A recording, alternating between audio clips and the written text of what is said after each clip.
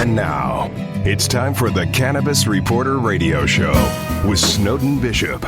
Listen in as Snowden interviews cannabis industry pioneers, marijuana experts, policymakers, medical practitioners, patients, and other amazing individuals with compelling stories to share. It all happens right now. Here's the Cannabis Reporter, Snowden Bishop. Hi, and welcome back to the Cannabis Reporter Radio Show. I'm Snowden Bishop, and I'm happy you could join us. It never ceases to amaze me how rapidly the cannabis industry is evolving. Despite the fact that cannabis is still technically illegal at the federal level, it happens to be one of the fastest growing emerging industries in our country today. In fact, we haven't seen this much growth this rapidly in a single industry since the emergence of the .com era. Except for the obvious difference between the two industries having to do with legal barriers or lack thereof, there have been a number of parallels between the two. Like the start of the tech boom, the cannabis industry has emerged from relative obscurity, which has necessitated a heavy reliance upon the media to overcome a tremendous learning curve. While the media has played a significant role in raising awareness and driving consumer demand, trade shows and consumer expos have been equally important because they provide audiences with hands-on opportunity to learn about cannabis and explore new products. They also provide entrepreneurs with valuable opportunity to network with one another and introduce their offerings to new markets. From our perspective, events have been incredibly valuable when it comes to staying abreast of industry trends and meeting the trailblazers who are shaping the industry.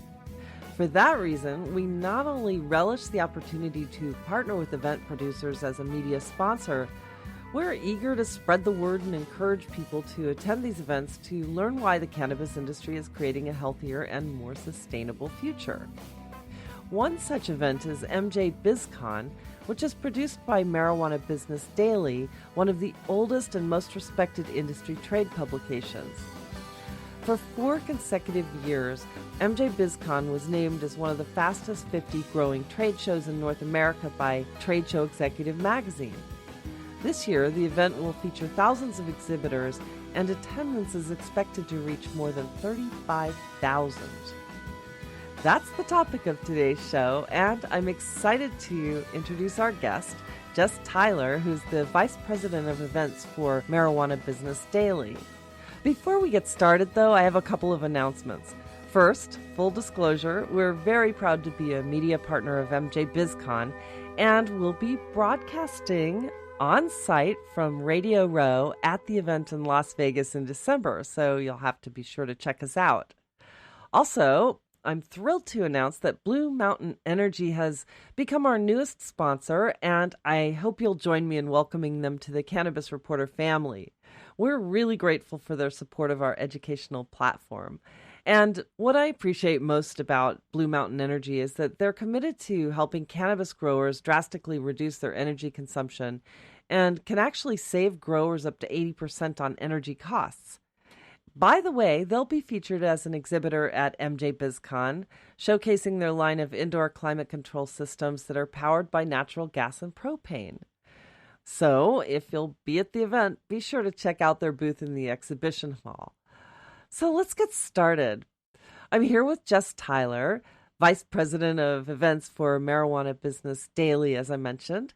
She hails from the hectic arena of exposition events, and in her capacity as VP of Events, she oversees the entire roster of Marijuana Business Daily's major expos, which take place several times a year in various cities throughout the United States. Jess, I'm looking forward to this conversation. Thank you so much for joining me. Oh, thanks so much for having me. You're welcome. So I'm really interested in talking about the upcoming MJBizCon event. But before we do that, tell me just a little bit so that our audience understands where you're coming from, because I know that you're in charge of these events now. Tell me a little bit about your background. Sure. So I've been with Marijuana Business Daily for about a year now, and I come from a trade show background. So I live and breathe events, and in the events industry, MJBizCon is really just such a phenomenal event with just how fast it's growing and how exciting it is to be in cannabis right now. So when I came over to MJBiz Daily,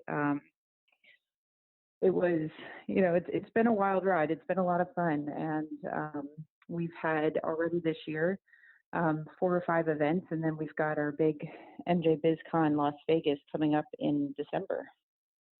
It's exciting. I'm looking forward to that one, to be sure. But when you were working in other sectors of industry in trade shows, what did you find to be like the biggest difference when you got to do the MJ BizCon event for the first time? I mean, it must have been a little bit of a contrast.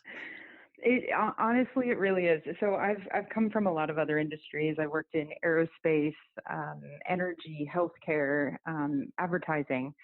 And so coming into cannabis, it is very different in a lot of ways. I think the biggest thing is just you're always kind of working against that outward perception of maybe what this show or what this industry is. And, once you lift the hood and get to see how professional of an industry it is and how much opportunity there is, that starts to go away. But there are a lot of factors and considerations, anything from policy and, regulatory considerations to, just overall stigma that's still there. And, it's one of the things I've really enjoyed running these events is that, we are contributing to helping to, shed light on how professional of an industry this is and really where it's going. Yeah, and it is growing leaps and bounds. In fact, I think it is one of the fastest growing sectors of our economy right now. I don't think we've seen anything like this since the .com era. That it's exactly true, and I do say that a lot when I talk about the event, MJBizCon event, with its growth. In the trade show world, we would say it's a once in a 50-year show. It's growing. We've hit well over 50% growth, almost up to 70 some percent growth depending on the year. And in the trade show world, typical growth is anywhere from 5 to 10%, maybe. And so when you throw out those numbers, it changes a lot every year, and it's really exciting, and it's new people coming into the industry. It's seeing how it's developing, both from other market segments where they're coming into cannabis, from an adjacent market, all the way to people who are, really kind of leaving what they've been doing, in their careers and coming in and getting a fresh start. No doubt. And I wonder too, 50% growth is huge. But it's not surprising, honestly, because I think, as you mentioned, the stigma has been something to overcome over the last 10 years in this industry. And right now, you're starting to see a lot of normalization of cannabis in the media. And I mean, you walk into any convenience store and you see CBD for sale. Mm-hmm. It's really changed dramatically.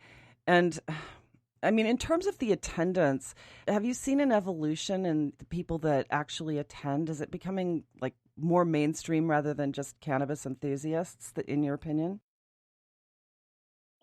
In my opinion, I would say yes. I think we still have a long way to go.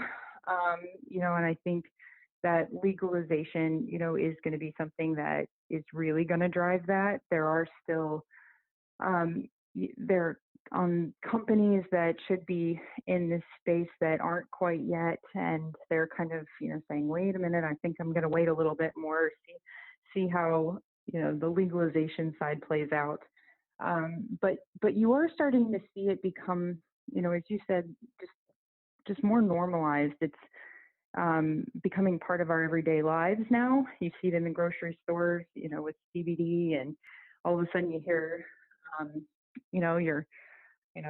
your father's saying, gosh, it really helped with my back, or, my arthritis. And it's neat to see.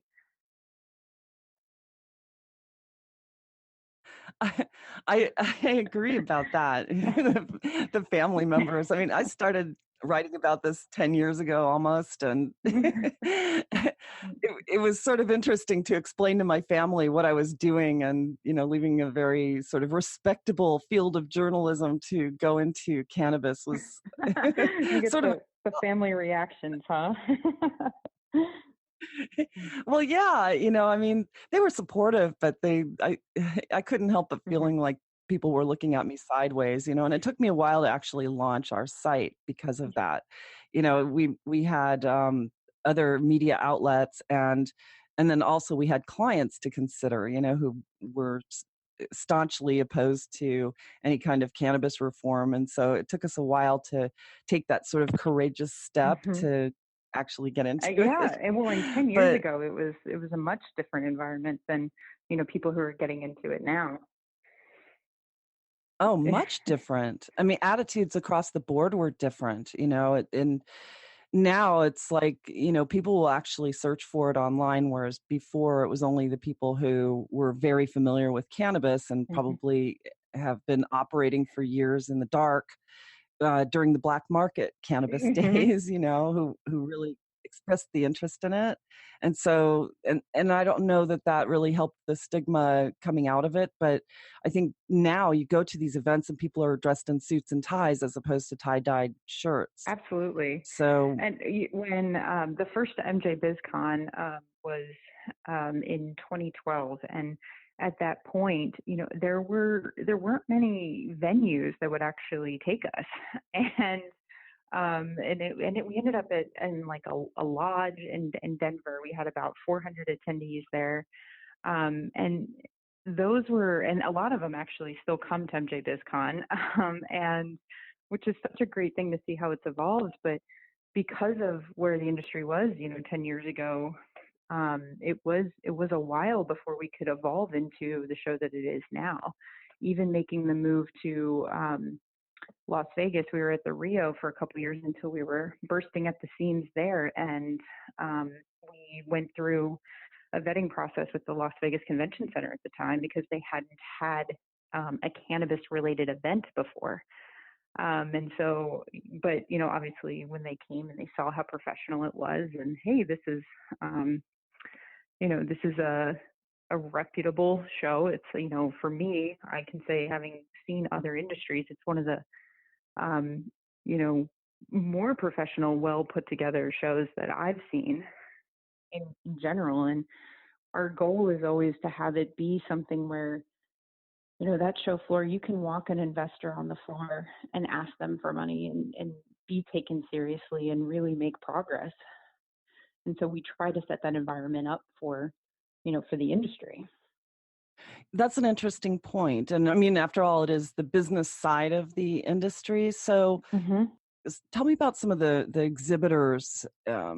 When you compare this conference to other expos and conferences that are out there for the cannabis industry, what would you see as the main difference?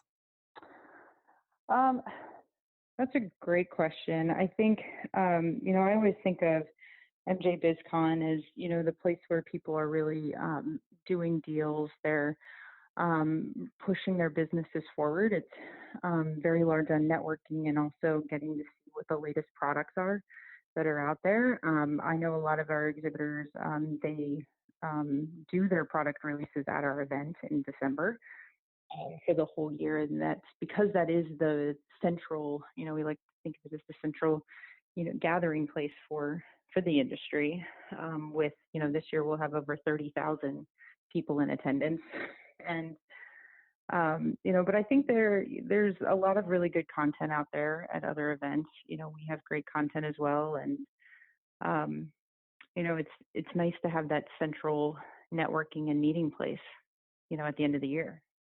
Absolutely. And who's your target? Who are the ideal people that you see as the audience for this? So we really have content and set up the networking opportunities for people who are invested in the business side of cannabis. So those are your entrepreneurs, your investors, your executives in the cannabis industry today. Mainly stakeholders. And what about just general consumers? So we do see some general consumers, but it's honestly it's a very small number as far as the more enthusiasts that are coming. It is mostly you know um, all people who are already doing business in the industry. Part of that is we have all of the products and services for cultivation and extraction and retail. We have a lot on investing and even the science component, but not as much on the recreational side. So we don't see a whole lot of consumers that come to the show. And what about on the medical side of things? I know you have some talks, some seminars, keynotes. Tell me just some of the Mm-hmm. highlights that we can expect this year. Yeah, absolutely. So this year we are officially launching our 2-day Investor Intelligence Conference. It's going to be on the front part of the week. That is really targeted to that accredited investor.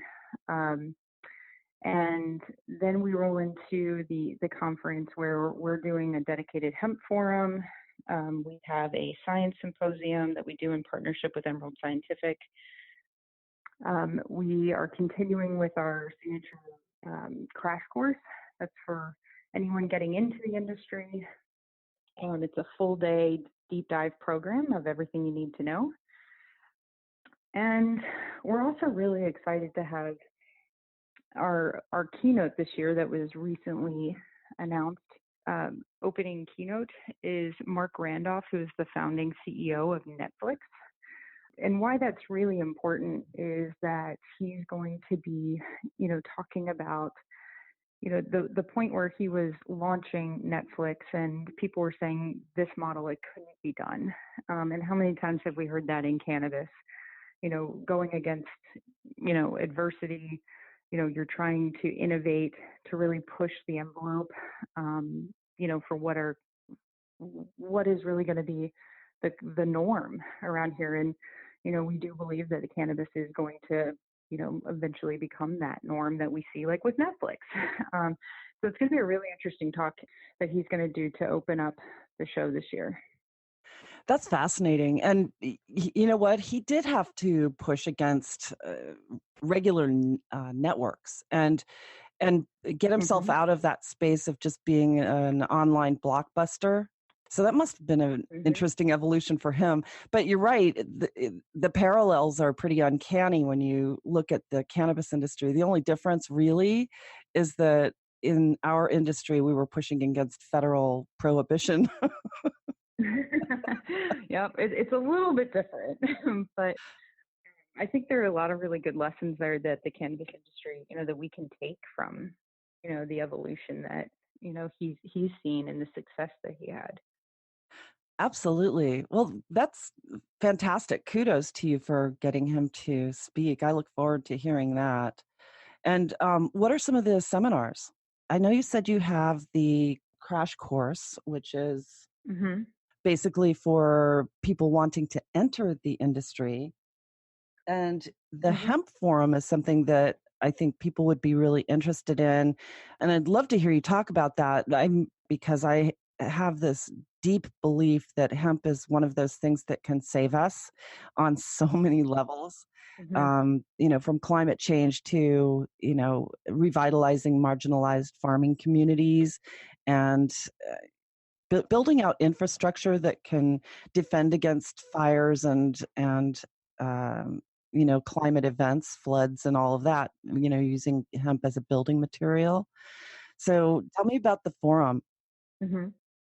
Yeah, so the hemp forum is produced by our MJBiz Daily's sister brand is Hemp Industry Daily. And just earlier this year in June in New Orleans, we had our first Hemp Industry Daily conference where we had over 1,100 attendees actually. And at that conference, we did a lot of breakout tracks that were very deep dive, everything from strategy and regulation updates to more tactical information. And then alongside it now in Las Vegas, and we've done this for a couple years now, but we're building out the program, the Hemp Forum, where it will be heavily focused on uh, town hall, if you will, or lots of discussion around what's happening, in the hemp industry now. So we're, for example, we're actually opening the day with a session on, 1 year, the Farm Bill 1 year later. What's changed since last year around this time, and how far do we still have to go? And then also, there are a lot of hurdles as well. So we're going to be talking about those, both, on the farm as well as, out in the business world. There's a lot of investment opportunities. So having a discussion on that and different business partnerships that, could come out of this. And then I think the big thing too is in the past year, we've been very focused on, the Farm Bill, and now that we're in a legalized state or country for this, but what's going on internationally? Where are those opportunities around the world for hemp? And no doubt there are a lot of opportunities. I mean, and there are countries that are well ahead of the United States when it comes to hemp infrastructure, and Mm-hmm. the uses of hemp are so much more compatible with the earth, if you will. From a sustainability standpoint, making textiles like polyester and materials that require fossil fuels, Mm-hmm. everything from fabrics to paper. It seems as though we have an opportunity here with this push to wean ourselves off of fossil fuels, to take hemp and use it to replace fossil fuels for everything from toilet paper to the plastic bags you get in grocery stores, to composites for making cars, to the materials that are used for buildings, for concrete, and with hempcrete and all of that. But it's a matter of infrastructure at this point. Other countries tend to have a little bit, the countries that use hemp tend to be a little farther ahead, and they have the resources and infrastructure necessary to start implementing the application of hemp to replace these more toxic materials. So do you have people that are going to be speaking to that? I would have to leave that question to my conference content team. They're really the ones who are recruiting speakers for all of these topics and know it a little bit more deeply than I do.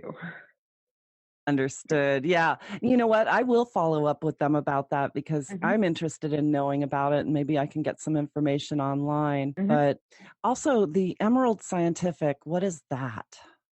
Yeah, so Emerald Scientific is a partner of ours that they really focus on cannabis for and the science of it. They do have some of their own events throughout the year, and then they partner with us on a couple of ours. So when we were in Toronto for MJBizCon International, we partnered on a science program there, and then they also do a full day deep dive on the science of cannabis as well in Las Vegas. You mean with local Las Vegas businesses? So they cover topics they do some regulatory updates on the cannabis science components. They talk about cultivation and genetics, analytics and hemp science, clinical research. They really are hyper focused on those areas, and they work with us to produce a full day track of content that speaks to the science of the cannabis industry. Whereas MJBizCon, we focus and stay a little bit more on the business strategy and components there. So it gives us a very well-rounded education program for the week. I would think so. So let's go back to the investors, Mm-hmm. because people who are looking for opportunities, unsure of where to go for money to start new businesses. There are investors who really want to get into the space but haven't really found their footing yet.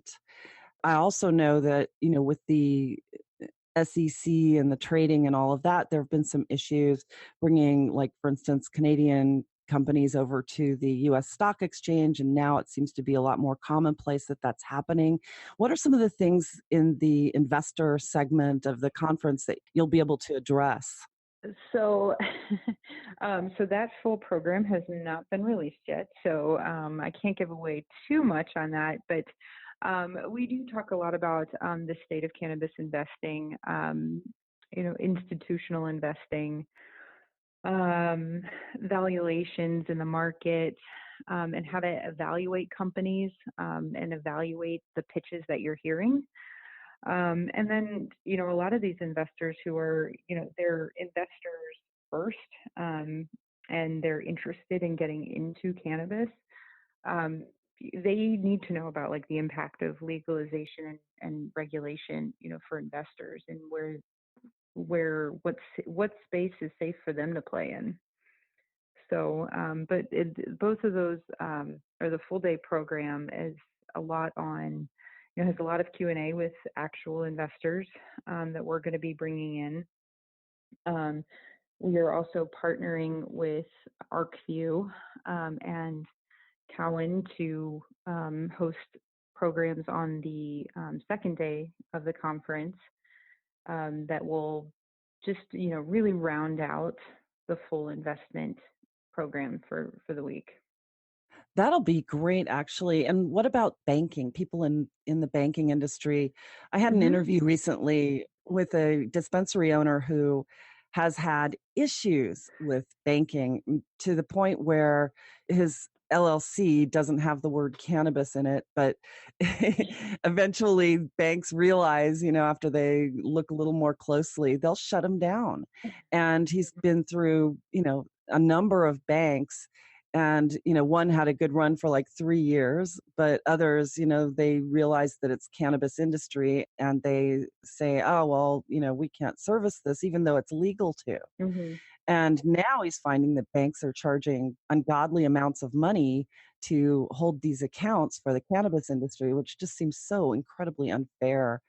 It'd be interesting to hear from investors who have had that issue, or people who are in the industry have had that issue. Will you be talking about that at all at the conference? Absolutely. I think, there's still a lot between now and December that, could come out with safe banking. So I think we are definitely planning on covering those, but, what that discussion, is going to be, I think, is going to be heavily determined on what happens in the next 2 months. Yeah, and if we can get the Senate to actually take a floor vote on the States Act, we'll be in really good shape. Because I think it'll pass the Senate. I don't see any reason that it should be held up. So, and this is just a reminder to everyone listening, call your senators or write to them and tell them to enact this incredible piece of legislation, because it really is going to open a lot of doors for a lot of people who have felt thwarted by regulations, the banking and all of that. Oh, it'll be interesting. But so what else have we not covered? What have we not covered? So, outside of the really great content that we're going to have there, we're really excited. Our exhibit hall is already sold out. We have over 1,300 companies that are going to be participating in the Expo hall this year, which is just such a phenomenal thing for the entire industry, that there is such enthusiasm and such just success that we're all seeing, that the industry is moving forward. And, just coming from last year, so in 2018, attendance was just a little bit over 27,000. And, this year we're already on track to be, 35,000 and beyond. So, that's kudos to all, I think, everybody in this industry, that we all get to celebrate this together. And as such, one of our, we always have a industry give back type program that we do at all of our events, just to continue that overall support of the industry, not just within cannabis, but outside as well. And one of the things that we're doing this year is we're starting a program that we are calling Associations Day. It'll be on Tuesday, December 10th. And we've invited associations from, all throughout the cannabis industry to participate in this, where, they will be hosting content and having meetings for any MJBizCon attendees to learn a bit more about what they're doing, what their initiatives are, and really have people get involved. So we're really excited about that, to have so many. I think right now, last time I looked, I think we had almost about 20 some partners that are working with us on this to continue to just give exposure to all of these great initiatives that these associations are spearheading for the cannabis industry. Are most of them nonprofits? Yes. Wow. So I would imagine then that some would include like Women Grow or some of the big ones. Mm-hmm. Will they be in attendance? They will. We will have a full list on our website, MJBizCon.com, but we have some really great partners in the industry. I think RII, the Research, NCIA, CTF, just to name a few, but we have a lot of great groups that are working with us this year. That's fantastic. And full disclosure, the Cannabis Reporter will be a media partner. So I'm very excited about that. This is the first year that... Yes, we're... Yeah, so that's exciting for us. I mean, we've been observers until now. Well, yes, and we're equally excited, and just want to thank you for all of the support. Oh, our pleasure, really. Our pleasure. I mean, we're just excited about it. And, it is such an important event and also publication. I mean, MJ Biz Daily has been a pioneer in the business side of the cannabis industry. And, it's definitely an incredible resource for us as we're doing research for our own content. And, for everybody who wants to learn about the industry, it really is just such a fantastic publication and something that anybody who's in the industry knows about it and uses it and reads it, voraciously, I'm sure. Yeah. So, and then, going back to like your background too, it seems as though a lot of people are making a move like you did, going from these conventional industries into cannabis. What would you tell people who want to do sort of the same thing, maybe not with events, but just in general? I think, I would say absolutely go for it. If you have an opportunity, it's been a really wonderful industry to be a part of. I think I've really enjoyed so many of the people that I've met in this industry so far. I think it's great to be working with something that, everyone is so united and has, it's a really great cause. And it's a really great time to also be in cannabis, to see the evolution of what's happening within, especially the United States. And so that's getting to be a part of such a fast growing industry as well. It's, as back to what we were talking about earlier, that the, closest thing you can compare it to is the .com boom. And to be a part of that and along for the ride is really something pretty fantastic. I couldn't agree more. And I mean, it's very exciting, this industry. And also, I think it's very important. And I think it's going to change a lot of, in the geopolitical landscape as well. I think the cannabis industry is going to help solve a lot of problems, from criminal justice to medical issues, the opiate crisis, for example, and so many other aspects of life, sustainability, this addressing climate change with hemp. And so, yeah, I think you're right. It is very exciting. And I think that for businesses that, want to figure out how to maintain their competitive advantages, I think as this industry has evolved, it started out with a lot of mom and pops. Mm-hmm. And I think that, as the industry became more normalized and as people lost their trepidation for getting into an industry that was deemed still federally prohibited, you're starting to see a lot more corporate interests come in and gain their own foothold in the industry. And it's starting to change a little bit. And I don't know if this is something you'd feel like you could speak to, but I'm just wondering your observations.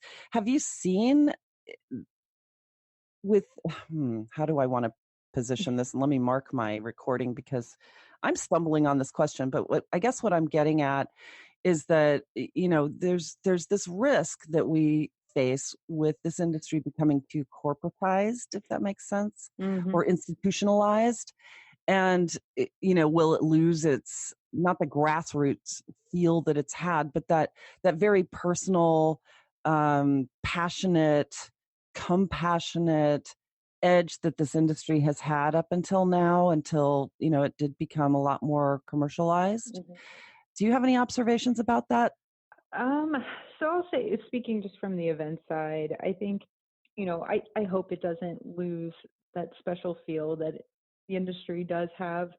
I could see some good things though from, some more mainstream kind of corporate companies coming in, just in that it's going to help, our cause, and that it will help, mainstream or continue to normalize once that happens. So, I wouldn't say that it's going to be all bad when that happens.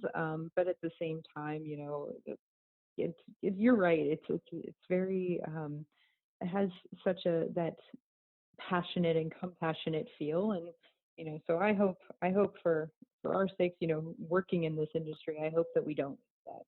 Yeah, I always wonder about that. And because there was this feeling in the beginning of this industry that we're all in this together. We've got to fight here. We're pushing for something really good, and as it does become more commercialized, we've already seen some bad apples in the bunch who are not paying attention to their ingredients or not doing their homework. The vaping problem has been, a big thorn in the side of anybody who's pushing for full regulation and giving fodder for people who are against it to say, hey, look, see, it's, the marijuana industry, marijuana is dangerous, Mm-hmm. I've seen a few of those. And it's making me a little bit nervous, and I think it is important for people who are, really growing this, people responsible for growing it to kind of keep their eye on the prize, which is that cannabis is an important plant substance that can change lives and bring prosperity and help solve our world problems, And so, yeah, it's just interesting. But I'm looking forward to meeting some of the new players. And did I hear you correctly? 1,300 exhibitors? 1,300 exhibiting companies, correct, and about 35,000 attendees. Wow. I say the same thing every time I look at it. I say the same thing. Wow. Yeah. Gosh, how many expos have that many exhibitors? I mean, even like in home improvement and you, any industry. Any industry, they're very few.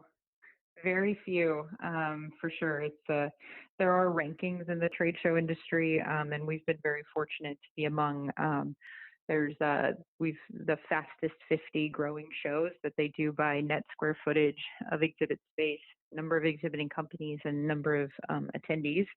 And we've been very, very fortunate to be in among those for several years now. That is just absolutely phenomenal. I mean, wow is all I have to say. Mm-hmm. Yeah, and when you first said it, I thought I must have misheard you, and then I'm just realizing, because it just seems like it would be impossible to get that many exhibitors into a single space. Well, this year we do have more space. It's hard to imagine. That is actually, we've been asked a lot why we moved from our mid-November timeframe to December. And it really comes down to once you're this large, the amount of space that you need. Unfortunately, you have to go a little bit more with the dates when they can provide it. So at the convention center, that's why we pushed to December. I've gotten good feedback. I've gotten, like, hey, why'd you push so late? But others have said, hey, it's really good. It's after the harvest. That works for us. It's great to close out the year with. So I'm interested to see, how that plays out. Yeah, no doubt. And I think that December actually is a great time to do it from my perspective, because there's not a lot else going on in the trade show arena Yeah, for cannabis. right. Exactly. So you're not counter programming or competing with other events, and people are not so back to back. People who go and speak. So are you still looking for panelists and speakers? So we're in the throes of wrapping up the agenda now. So my content team has been working very diligently on that. So we have the majority of the full agenda on our website right now, but it's being updated every single day. So hopefully that'll all be locked in here in the next couple weeks. But it's every day, if you check back, there's something new on there right now. Yeah, and I'll have all of that information up on the website as well, so that people can actually go to it and look and check out, what's happening there. But so obviously, if your space is sold out, you don't need additional exhibitors, which that's pretty remarkable. Actually, unfortunately not. I wish we could accommodate more, but we are. But we don't have a single other foot of space right now. Yeah, well, you know what? That's okay, because people in the industry who don't have a booth, they'll still benefit from being able to go and mingle and meet everyone who is there, and of course take part in the content that you're providing. Are there other keynotes or just the one? So that's our main keynote. We do have general sessions that are currently being confirmed now, so more to come on that. But the first opening day of the conference, which is December 11th, Wednesday, we open up the morning with several keynotes, and we also will have our annual year in review that Chris Walsh, our president and founding editor, does for the industry. That'll be exciting. That's actually a really good thing too. Mm-hmm. Yeah, he does his predictions for the year, which going into an election year, I think is going to be really important. And he also evaluates last year's predictions, which I think we all enjoy too. Oh yeah, absolutely. The state of the industry. Yeah. Absolutely. So tell me, is there anything else that you'd like our audiences to know? Anything you have a burning desire to tell people? Yeah. The only thing that we haven't talked about that is timely, because it was just announced today, we have our inaugural MJBiz Daily Awards, and the finalists for those awards were just announced, and they will be celebrated, and the winners will be announced on December 12th. We're having a large gala and awards show for the industry at the Cosmopolitan Hotel in Las Vegas. Wow. So what are the categories? Sure. So the categories we focused on this year are 5 main ones. We have the Regional Game Changer Award, the Community Impact Award, U.S. Market Leader, Hemp Game Changer, and then the Industry Impact Award. So we have about close to 60 finalists right now, and we'll be giving out those, I think 13 total awards. That's fantastic. There are just so many events happening during what we've now deemed MJBizCon week, which is we have a proclamation, the governor, that it is MJBizCon week. Oh, you know what? That's something else I wanted to ask you about. Tell me a little bit about that. Yeah, so we're very excited about this. we've been proclaimed MJBizCon Week by the Board of Clark County Commissioners in the city of Las Vegas. So that really honors MJBizCon's just overall rapid expanding attendance and just our impact beyond just the convention center walls. And so as such, we have different events going on throughout Las Vegas, throughout the week that expands, it's more than just MJBizCon at the convention center. So as we were talking about earlier, our Associations Day program is part of that week, our awards, our Investor Intelligence Conference, and then we're also having a number of affiliated events that if you are having an event throughout the week and want to be approved to be an official MJBizCon week, on our website, you can tell us a little bit more about it, and we can get back to you, about that to have the official tag. So we'll have the full list and the full lineup of everything going on in the city for the full week. I know I've gotten a lot of questions about, does that mean MJBizCon is a full week now? Like, oh man, even the 3 days is, exhausting. And no, it's just we have events going on throughout the whole week. MJBizCon itself is still just 3 days. It's December 11th through the 13th, and that's at the convention center. Right. Well, and Las Vegas is such a great place to do this. I know that when they first started their legalized program in Nevada, they were sold out. I mean, there's just such a huge fan base for cannabis in general. So to have this part of the city's vernacular for an entire week, I think is going to be, really great. And it should be pretty great press coverage as well, I would imagine. Yeah, we're certainly hoping so. We do get a lot of press at the event. And so hopefully that'll continue this year. And you'll have a lot of media in attendance, and people will have an opportunity to speak with them. Tell me a little bit about Radio Row. Oh, Podcast Row. Well, you know what? We'll be there. And apparently we'll be broadcasting for about 90 minutes on that. So if anybody's going to be there, please check it out. But I think we're getting a signal that it's time to start wrapping it up. So any last thoughts before we close? Well, thank you so much for having me. I hope everybody, is going to be joining us in Las Vegas this December. I know I'm extremely excited about it. And if you see me around, please stop and say hello. I'd love to meet you, and I'm, thrilled to be on your show today. Well, thank you for that. And definitely we'll look you up as soon as we get there. I'm really looking forward to meeting you, and I'm so looking forward to this event. I think it'll be, insightful and educational, and it'll be a great opportunity to mingle with a lot of people. So if any of my listeners happen to be in Las Vegas, the week of December 10th, you said? Yep. So it's December 11th to the 13th is MJBizCon. MJBizCon week is the full December 9th through the 13th. Great. So, yeah, I mean, it's definitely worth checking out. I think we can safely say it is probably the biggest cannabis event in the country at this point, and, certainly worthy of that audience. So, yeah, we're looking forward to it.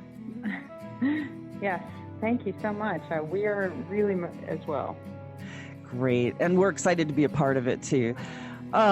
So it is time to bring yet another show to a close.